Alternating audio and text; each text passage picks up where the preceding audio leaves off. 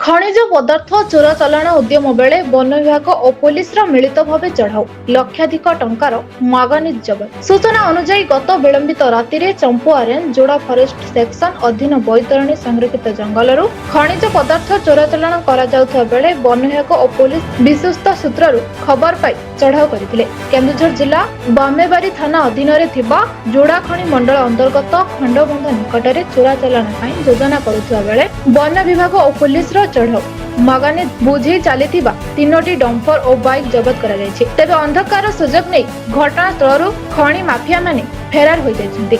जबत मागानीज आनुमानिक मूल्य प्राय 5 लाख टंकार ऊर्ध्व होइथिबा नै वन विभाग और पुलिस कर्तृपक्षर सूचना मिली।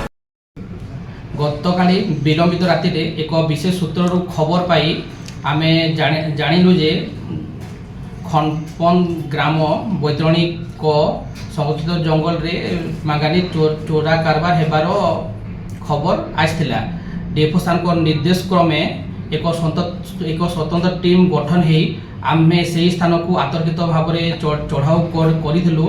चढ़ाऊ करथिला समय रे माफिया माने अंधार एवं जंगल सुजोग नहीं फेरार हो जाइथिले। घटनास्थल आमे 3 गोटी मागानी बुझे डंपर एवं गोटे बाइक जबत करथिलु।